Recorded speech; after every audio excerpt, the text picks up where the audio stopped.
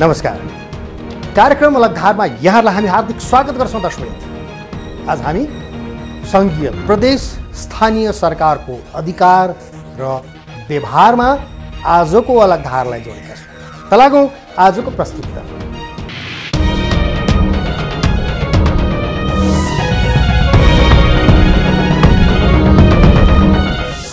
अब आजको प्रस्तुति दर्शक, पार्टी एकीकरण हुनु अघि तत्कालीन नेकपा माओवादी केन्द्रका अध्यक्ष पुष्पकमल दाहाल प्रचण्डले संसदको रोस्टमबाटै भनेका थिए, केपी शर्मा ओलीलाई संघीयता र गणतन्त्र मन परेको छैन।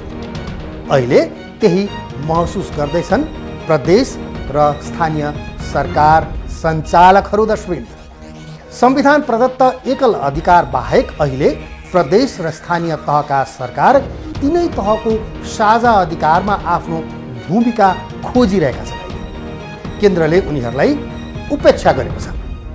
अधिकार बढीभन्दा बढी आफूसँग राखेर प्रदेश र स्थानीय तहको हात बाँध्न केन्द्र लागि परेको आरोपहरू अहिले लागिरहेको छ। दर्शक, पछिल्लो समय प्रधानमन्त्री केपी शर्मा ओली अनि प्रदेश र स्थानीय सरकार प्रमुखहरूबीच अधिकारको जुहारी चलेको छ। दर्शक, अहिले संविधानको अनुसूचीमा समावेश भएका स्थानीय सरकार सञ्चालन ऐन प्रदत्त गरेका अधिकार प्रयोग गर्न नपाउँदा स्थानीय सरकारसँग जनता रुष्ट छन्। दर्शक, काम गर्ने वातावरण बनाइदिन भन्दै जनप्रतिनिधिहरूले अनुनय विनय गरेको पाइन्छ, तर संघीय सरकार कानमा तेल हालेर बसेको छ। दर्शक, बाँकी अलग धारको यो रिपोर्टमा स्थानीय र प्रदेश सरकारको अधिकारमा अंकुश संविधानमा छ, व्यवहारमा छैन।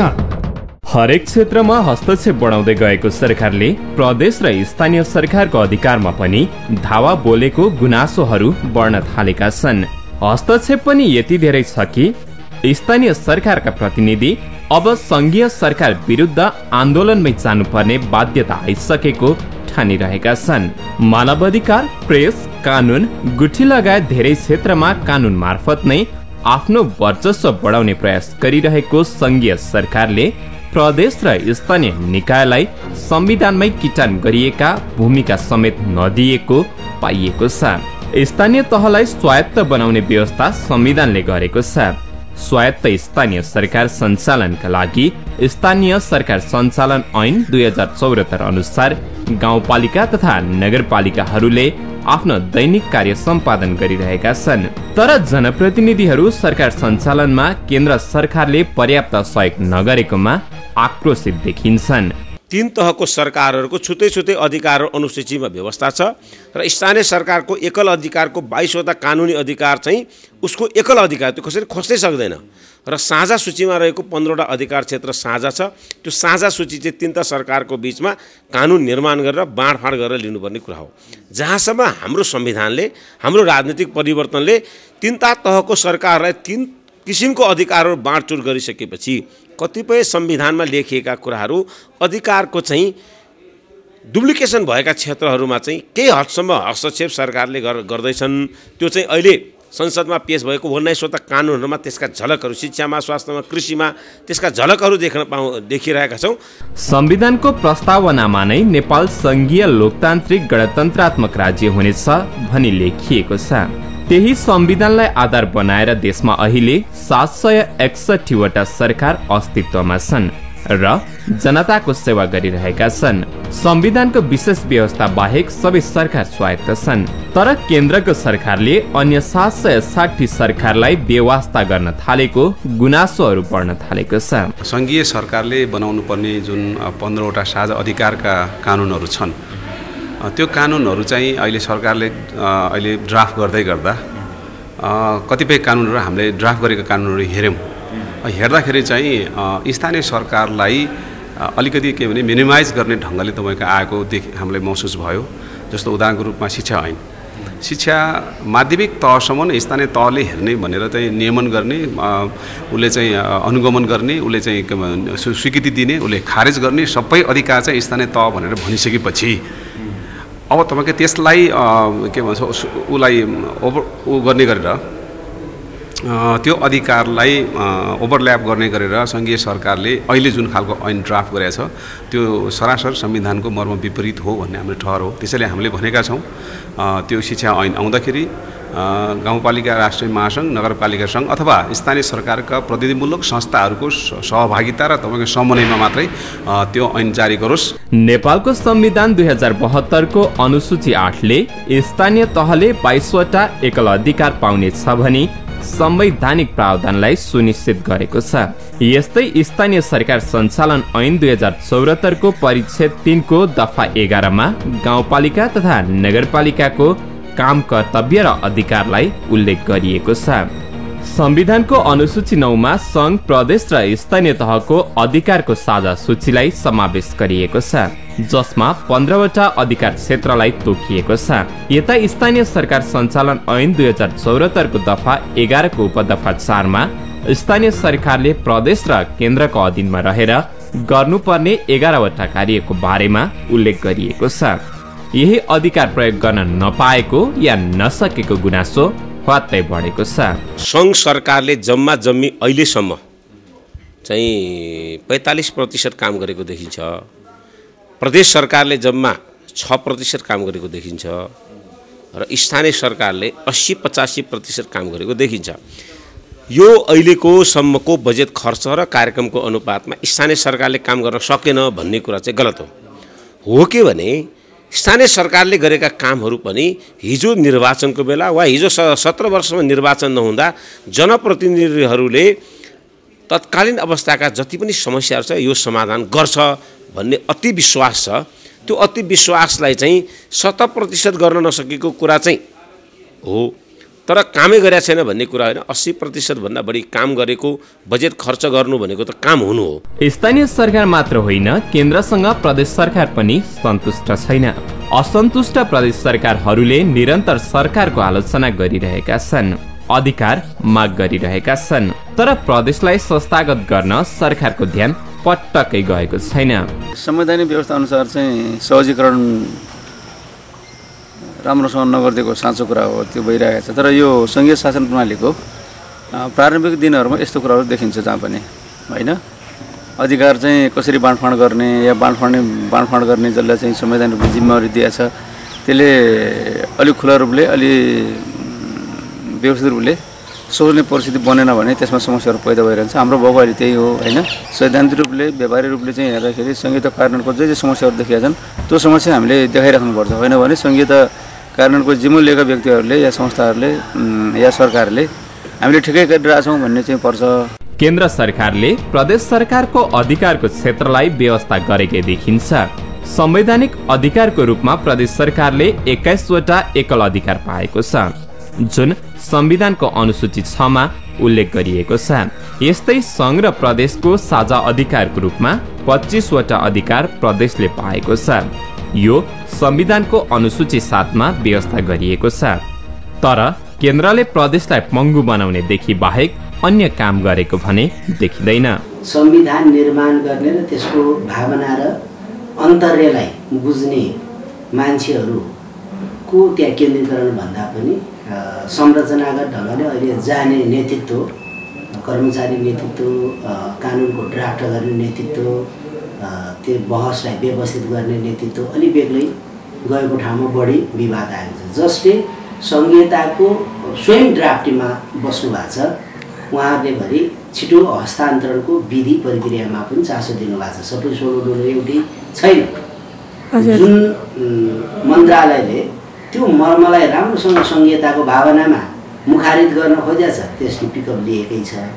जुन मन्त्रालय त्यो भावनालाई संलग्न थिएन र त्यो सरकार राखेन, त्यसले आफ्नो ढङ्गले गरेको छ। त्यो कारणले कैयौँ संविधानको भावनालाई पनि प्रश्न चिन्ह खडा हुने गरिकन केही ड्राफ्ट भएको छन्, त्यो गलत हुन्छ। सरकार बनेको 1.5 वर्ष पुग्न लाग्दा प्रदेश सरकारले के गर्ने हो अहिलेसम्म अलमल छ। मुख्यमन्त्रीहरू कामविहीन भएका छन्। प्रदेश 2 ले केन्द्रलाई काउन्टर दिँदै प्रहरी ऐन बनाउने प्रयास गरेको थियो, तर केन्द्र सरकार बाधक बन्यो। स्वायत्त बनिएको प्रदेशलाई प्रधानमन्त्री केपी शर्मा ओली ठेगानमा बस्न चेतावनी दिइरहेका छन्। अब सङ्घको कारणले भएका के हुन् यो त समीक्षा गर्ने कुरा नै हुन्छ, गर्नु पनि पर्छ। जे चिज बनाउनका निम्ति हामीले दायित्व लिएर गएका छौँ भनेर आम जनतामा कमिटमेन्ट गरेर गइएको छ, त्यो कुरा पुरा गर्नुपर्छ। त्योभन्दा अलग ढङ्गले सोचियो भनेदेखि गलत ठाउँमा पुगिन्छ। त्यो भयो भनेदेखि जनतामा निराशातिर जाने खतरा हुन्छ र यो सङ्घीयतामाथि गलत प्रश्न खडा गर्ने प्रवृत्तिलाई टेवा पुर्याउँछ, त्यो गर्न दिनु हुँदैन भन्ने कुरा हो। दर्शक, एकात्मक राज्य व्यवस्थाबाट सङ्घात्मक राज्य व्यवस्था गए पनि नेतृत्वमा केन्द्रीकृत मानसिकता अझै गएको छैन। दर्शक, 760 सरकार बनाए पनि केन्द्रले त्यसलाई तदर्थ बनाएर चलाउने प्रयास गर्न खोजेको छ। दर्शक, मार्ग प्रशस्त नगर्दा राज्य व्यवस्था र संविधानलाई संस्थागत गर्न समस्या निम्तिएको छ। जनता चिड्याउने खेल भएको छ। दर्शक, अहिले नयाँ व्यवस्थामा संस्थागत गर्ने समयमा 3 तह मिलेर अघि बढ्नुपर्ने हुन्छ। दर्शक, तर त्यसो हुन अहिले सकिरहेको छैन। केन्द्रले केन्द्रित मानसिकता नत्याग्दा विवादका झेल्काहरू आगो बनेर अघि आउन थालेका छन्। दर्शक, यसले जनतामा व्यवस्था प्रति प्रश्न अनि उठाउने वातावरण बनिरहेको छ। बाँकी अलगधारको यो रिपोर्टमा ओली सरकारसँग असन्तोष बढ्दो, आन्दोलनको तयारीमा तल्ला सरकारहरू। अहिलेको राज्य व्यवस्था हचुवाको भरमा आएको होइन, लामो सङ्घर्ष र बलिदानको उपज हो। केन्द्रीकृत शासन व्यवस्थाले निम्त्याएको व्यवस्थालाई अन्त्य गर्दै समृद्ध राज्य, सुशासित समाज र राज्य सञ्चालनमा जनसहभागिताका लागि यो व्यवस्था ल्याइएको हो। तर केन्द्रले व्यवस्थालाई छिन्न सकेन। यता कार्यकारी प्रमुख चाहिँ प्रदेश र स्थानीय तहलाई एउटा इकाइको रूपमा व्यवहार गरिरहेका छन्। हाम्रो दृष्टिकोणमा चाहिँ क्लियर हुनुपर्छ। पहिलो कुरा, कुन सरकारलाई कुन जिम्मेवारी मुख्य चाहिँ मान्ने। सङ्घ सरकारलाई हामीले भनेका छौँ राष्ट्रिय नीति बनाऊ, वैदेशिक नीति सम्बन्धहरू व्यवस्थित गर, मौद्रिक नीति बनाऊ, ब्याङ्किङ नीतिहरू बनाऊ माथिका, होइन, र अरू सबैको चाहिँ समन्वय गर। 760वटा सरकारको समन्वय गर्ने जिम्मा ल्याऊ। बाँकी ठुला चाहिँ मेगा प्रोजेक्टहरू तिमीले सञ्चालन गर, वैदेशिक अनुदानहरू ल्याउने काम गर, सहयोग ल्याउने काम गर, र बाँकी अरू सबै काम, उत्पादन गर्ने काम, व्यापार गर्ने काम, व्यवसाय गर्ने काम, औद्योगिक कल कारखानाहरू खोल्ने काम, बिजुली उत्पादन गर्ने काम, धेरै कुरा त प्रदेशलाई देऊ न। र बाँकी जनतालाई सेवा गर्ने काम चाहिँ स्थानीय तहलाई देऊ। त्यो त्यसरी व्यवस्थित गरियो भने सबै कुरा मिल्छ। यस्तो व्यवस्थित अझै पनि नगरे हुनाले र त्यो गर्ने चरणमै छौँ। अब अहिले हामी नगरे भन्न पनि मिलेन, गर्ने चरणमै छौँ। गर्दाखेरि चाहिँ हामीले सोचेको जस्तो नभएको चाहिँ साँच्चै हो। सहकारी, शिक्षा, खेलकुद र पत्र पत्रिका, स्वास्थ्य, कृषि, विद्युत, खानेपानी, सिँचाइ जस्ता सेवाहरू, प्राकृतिक स्रोतबाट प्राप्त रोयल्टी लगायतका 15वटा विषयहरू सङ्घ, प्रदेश र स्थानीय तहको अधिकारको साझा अधिकारका सूचीमा रहेका छन्, जुन संविधानको अनुसूची 9 मा व्यवस्था गरिएको छ।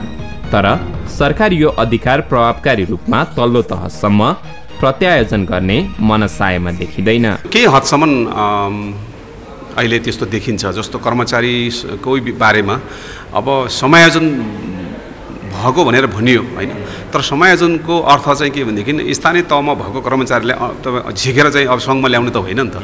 त स्थानीय तहलाई तपाईँको पर्याप्त चाहिँ अब सबभन्दा पहिलो प्राथमिकता स्थानीय तहलाई दिनुपर्ने हो नि। पर्याप्त कर्मचारी स्थानीय तहमा पठाइसकेपछि मात्रै बल्ल अनि त्यसपछि प्रदेश र सङ्घलाई तपाईँको चाहिँ चाहिने जनशक्ति चाहिँ के भनेदेखि उहाँले व्यवस्थापन गर्नुपर्ने। तर यो उल्टा भएको छ।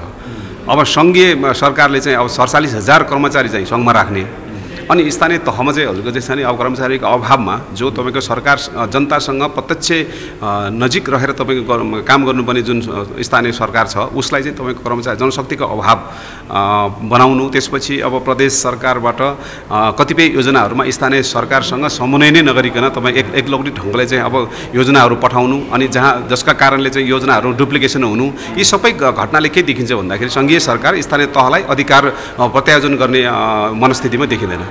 फौजदारी तथा देवानी कार्यविधि र प्रमाण, आवश्यक वस्तु तथा सेवाको आपूर्ति, वितरण, मूल्य नियन्त्रण, गुणस्तर र अनुगमन, देशको सुरक्षासँग सम्बन्धित विषयमा निवारक नजरबन्द, कारागार तथा हिरासत व्यवस्था र शान्ति सुरक्षाको व्यवस्था, एक प्रदेशबाट अर्को प्रदेशमा अभियुक्त, थुनुवा र कैदीको स्थानान्तरण, पारिवारिक सम्बन्धी कानुन, भूमि नीति र सो सम्बन्धी कानुन, रोजगारी र बेरोजगार सहायता सहित जम्मा 25 वटा संघ र प्रदेशको साझा अधिकारको सूची नेपालको संविधानको अनुसूची 7 मा उल्लेख गरिएको छ। तर प्रधानमन्त्री केपी शर्मा ओली भने बारम्बार प्रदेशलाई आफ्नो हैसियत बढाइरहेका छन्। जसरी अन्तर समन्वयका हिसाबले हामी एउटै सार्वभौम मुलुकभित्रका कार्यक्षेत्र विभाजित गरिएको संविधानले जिम्मेवारी दिएको भूमिकाका हिसाबले हामी एउटै तहगत रूपले छौँ भन्ने कुरा अन्यथा अर्थमा लगाउन नहोला। तर फेरि यो भित्रको स्वायत्त क्रियाशीलताको निम्ति फेरि चाहिँ हामीले त्यो सेटबाट सोच्नुभयो जस्तो लाग्दैन प्रधानमन्त्रीले पनि, किनकि यसको एउटा हस्ताक्षरकर्ता त उहाँ नै हो, नेतृत्वकर्ता पनि भएको हुनाले यो सङ्घीयतालाई कसरी जगेर्ना गर्ने भन्ने बारेमा त अहिले पुरै निर्णायक ठाउँमा भएकै कारणले मूल नेतृत्वले त्यसरी सोच्दाखेरि त अर्कै ठाउँमा पुग्थ्यो होला। यसलाई स्थापित र व्यवस्थित गर्नकै निम्ति कोसिस नै देख्छु। तर अन्य वरिपरिको वातावरण जो बनेको छ त्यसले चाहिँ केही विषयहरूलाई गलत ढङ्गले डाइभर्ट गरे हो कि भन्ने लाग्छ। यता अहिले संसदमा धमाधम विधेयकहरू बनिरहेका छन्। संसदमा छलफल र बहस भइरहेको विधेयकहरूलाई प्रदेश र स्थानीय सरकारले रुचाएका छैनन्। विशेष गरेर साझा अधिकारको क्षेत्रमा केन्द्रले तल्लो तहलाई अधिकार दिन हिचकिचाएको उनीहरूको आरोप छ। नेपालको राजनैतिक प्रणाली बदलेको छ, नेपालको सामाजिक संरचनामा परिवर्तन आइरहेको छ, नेपालको संरचनागत विकासका परिवेशहरू नयाँ ढङ्गले आएको छ। यो नयाँ ढङ्गबाट आएको परिवेशलाई आत्मसात गर्न नसक्नु र यो नयाँ ढङ्गले आएको परिवेश अनुसारको अधिकार तलतिर चाहिँ निक्षेपण गर्दा हिजो उहाँहरूले युज गरिरहेको अधिकारबाट आफू साँगुरिएको भन्ने फिल गर्नु चाहिँ कारणले गर्दाखेरि यो समस्या आएको हो जस्तो लाग्छ। र मलाई लाग्छ यो एकाध वर्ष मात्र हो यसको यो भावनाहरू। जब तल्लो तहको सरकार हो, स्थानीय सरकार हो, प्रदेश सरकारले आफ्ना संवैधानिक अधिकारको कामहरू स्फूर्त रूपमा काम गरेपछि उहाँहरूका यी भ्रमहरू पनि चिर्छन् र स्थानीय तहको सशक्तिकरणले, स्थानीय तहको विकासको योजना कुरा, नीतिगत योजना, राजनीतिक त्यहाँको नेतृत्वहरूको डाइमेन्सन जब बढ्छ यो माथिल्लो सरकारहरूका यी मानसिकताहरू कमजोर हुन्छ। त्यसो त शिशु संहितालाई हुर्काउने दायित्व बोकेका कार्यकारी प्रमुख अर्थात् प्रधानमन्त्री केपी शर्मा ओली नै संघीयतामा विश्वास नगरेको जस्तो देखिन्छ। संविधानको धारा 234 बमोजिम बन्नुपर्ने आफै अध्यक्ष रहने अन्तर प्रदेश परिषदको बैठक एकपटक बसेको छ। यस्तो विषम परिस्थितिमा उनले मुख्यमन्त्रीहरूलाई डाकेर परिषदको बैठक पुनः बसाउन चाहेका छैनन्। हामी लामो समय चाहिँ तपाईँको 250 वर्षसम्म एकात्मक शासनमा चाहिँ काम गरिराखेका हुनाले, केन्द्रीय शासन प्रणालीको अभ्यास गरेका हुनाले हामीलाई अहिले पनि त्यही चाहिँ झलक आइरहन्छ। हाम्रो धेरै सङ्घीय मन्त्रीहरू अहिले पनि एकात्मक ढाँचाकै मन्त्री हुँ भनेर काम गरिरहेकै देखिन्छ होइन। नेपाल सरकारको कतिपय गतिविधि त्यस्तै देखिन्छ। हाम्रो ब्युरोक्रेसी चाहिँ सङ्घीय शासन प्रणाली अनुसार पटक्कै काम गरिराखेको देखिँदैन। त्यस कारणले यो सबै समस्याहरू प्रारम्भिक दिनको समस्या हो भन्ने कुरो बुझेर हामीले यसलाई सुधार्दै लैजाने कुरामा चाहिँ प्रयत्न गर्नुपर्छ। त्यो प्रयत्न गरिरहेको एउटा व्यक्तिको हैसियतले म के भन्छु भनेदेखि मैले जे कुराहरू आज सङ्घीय शासन प्रणालीमा देखा परेको समस्याको बारेमा भनिरहेको छु, बोलिरहेको छु, त्यो आफ्नो ठाउँमा सही छ। त्यो नगरिकन हाम्रो सङ्घीय शासन प्रणालीले ठिक ट्र्याक समात्दैन। स्थानीय तह र प्रदेशले केन्द्रद्वारा अधिकार पाइएन भनेर केन्द्रलाई दोष दिइरहेका छन्। अवस्था पनि त्यस्तै छ। प्रधानमन्त्री वा कार्यकारी प्रमुख आफूलाई ठुलो नसम्झिन र क्षेत्र अधिकारभित्र रहेर बोल्न प्रदेश र स्थानीय तहलाई उर्दी जारी गरिरहेका छन्। तीन तहको विवादले विकासको कार्यमा भने प्रशासनिक काममा प्रभाव परेको छ। कर्मचारी समेत समायोजन हुन सकेको अवस्था छैन। सबभन्दा नेपालमा समस्या के छ, स्थानीय सरकार सञ्चालनमा र अहिले प्रोभिन्सको भने सूचना छैन उहाँहरूसँग। टोटल आफ्नो एरियाभित्र कति जनसङ्ख्या छ, कति स्रोत साधन छ, कति ट्याक्स उठाउन सकिन्छ हामीले, कति पेसा छन्, कति व्यवसाय छन्, अनि पो ट्याक्स आउँछ त। त्यो सबै तपाईँले इन्फर्मेसन लिनुभयो भने अनि काम गर्न सजिलो हुन्छ। अब तपाईँसँग इन्फर्मेसनै छैन अनि मैले काम गर्न बजेट दिएन केन्द्र सरकारले भनेर एक किसिमको त्यो कन्फ्युजन छ उहाँहरूलाई। पहिले आफू एकदम प्रिपेयर हुनु पऱ्यो, आफ्नो संस्थालाई दिएको अधिकार के हो। कन्फ्युज छ भने जोइन्ट लिस्ट छ, त्यहाँ केन्द्रको, प्रान्तको र स्थानीय सरकारको जोइन्ट लिस्ट छ संविधानमा लेखेको। त्यो लिस्ट हेरेर तपाईँले चाहिँ कतिपय त्यहाँ उल्लेख नगरेका कुरा स्वतः सेन्टरमा हुन्छ, तर बजेट जुन छ त्यो केन्द्रमै आउँछ। पहिले केन्द्रको बजेट पेश भएपछि प्रान्तका हुन्छन् बजेटहरू। या त अब तपाईँले प्रान्तको बजेट पेश गरेर त्यसलाई कन्सोलिडेटेड फर्ममा केन्द्रमा लगाइने भयो। अब त्यो उहाँहरूले आफ्नो तरिका नमिलाएको हो। निर्वाचन भएको 2 वर्ष बितिसक्दा विवाद समाधान भन्दा पनि बढेर जानु अवश्य राम्रो विषय होइन। अधिकार प्रत्यायोजनमा केन्द्रले यस्तै हस्तक्षेप गरे सङ्घर्षमा जाने नगरपालिका सङ्घ भनिरहेको छ। मन्त्री प्रधानमन्त्रीज्यू लगायत सबै मानिसहरूलाई हामीले संसदीय समितिका साथीहरूलाई हाम्रा ज्ञापन पत्र हाम्रो ध्यान आकर्षण हामीले गरिराखेका छौँ। यो कुरालाई सकारात्मक रूपमा लिएर उहाँले कानुन नियमहरू तर्जुमा गर्दा अधिकारहरू चाहिँ हस्तक्षेप नगर्दा राम्रो हुन्छ भन्ने कुरा हो। अब यो गरिरह्यो भने हामी आन्दोलित हुनुपर्ने हुन्छ। हामीले हाम्रा संस्थाहरूलाई बलियो बनाउनका लागि हामीले संवैधानिक विवाद पैदा गर्नुपर्ने हुनसक्छ, संवैधानिक समस्याको समाधानका विकल्पहरू खोज्नुपर्ने हुन्छ र हामी शान्तिपूर्ण यी कुराहरूलाई हाम्रा बहस गराउने, छलफल गर्ने र त्यसलाई निरूपण गर्न खोज्छौँ। किनभने हामी लोकतन्त्रमा वादी जाए त्यो तत्त्वबोध ज्ञान संवादद्वारा नै कुनै पनि समस्याको समाधान हुन्छ भन्ने कुरो विश्वास गर्छौँ र त्यो भएन भने हाम्रो संविधानले संवैधानिक अधिकार क्षेत्रभित्रका कुराहरूमा हस्तक्षेप भयो, डुप्लिकेसन भयो, समस्या पैदा भयो भने संवैधानिक अदालतमा हामीले मुद्दा हाल्नुपर्ने हुन्छ। त्यो अदालतद्वारा यसको निरूपण हुन्छ र हामी शान्तिपूर्ण रूपमा सहकार्य गरेर समझदारी गरेर संवादका माध्यमद्वारा समाधान गर्ने पक्षमा सदैव तत्पर छु। गाउँपालिका राष्ट्रिय महासङ्घ पनि आफ्नो अधिकार स्थापनाका लागि लडिरहने बताउँछ। हामी संस्थागत रूपमा उठाउनुपर्ने जति आवाजहरू छन् अनि तपाईँको छ नि गर्नुपर्ने लबिङहरू छन् र तपाईँको बुद्धिजीवीहरूलाई राखेर विज्ञहरूलाई राखेर तपाईँको छ नि गोष्ठी सेमिनारहरू गरेर तपाईँको सरकारलाई तपाईँको छ नि अधिकारको बारेमा उहाँले चाहिँ तपाईँको छ नि अब हाम्रो दबाब दिने कामहरू संस्थागत रूपमा हुन्छ र हामी हाम्रो संविधानले परिभाषित गरेको अधिकारलाई स्थापित गर्नको निम्ति तपाईँको कहीँ पनि हामी तपाईँ कम्प्रोमाइज गर्ने पक्षमा छैनौँ। यो हामी गराएर छाड्छौँ। त्यसो आन्दोलनमा पनि हुन सक्छ। त्यसका अहिले त्यसको आकार बनिसकेका छैन, तर त्यो स्वरूप पनि आउन सक्छ यदि चाहिँ सरकारले चाहिँ अब स्थानीय तहलाई खुम्च्याउने प्रयत्न गर्यो भने। प्रदेश पनि अधिकारका लागि सङ्घर्ष गर्ने पक्षमा पुगे जस्तो देखिन्छ। संविधानभन्दा दोस्रो हतियार प्रयोग गर्यो भने गलत ठाउँमा पुगिन्छ।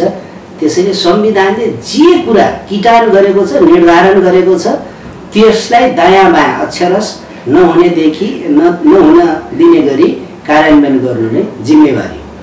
त्योभन्दा दायाँ बायाँ गर्न खोजेपछि त्यसले संवैधानिक बहस नै नयाँ ढङ्गले पैदा हुन्छ। त्यो गराउन हुँदैन। त्यो भनेको सङ्घीयता विरोधी हरकतको रूपबाट अर्थ लाग्छ। सङ्घीयता कार्यान्वयनको चरणमा विवादहरू आउनु सामान्य विषय हुन सक्छ, तर त्यसलाई न्यूनीकरण गर्ने बाटोबाट अघि नबढ्नु चाहिँ गलत हो। स्वायत्त स्थानीय सरकार र प्रदेश सरकार बनाउन केन्द्र सरकार बाधक बनिरहनु हुँदैन। हो दर्शक, यो व्यवस्था राम्रो छ।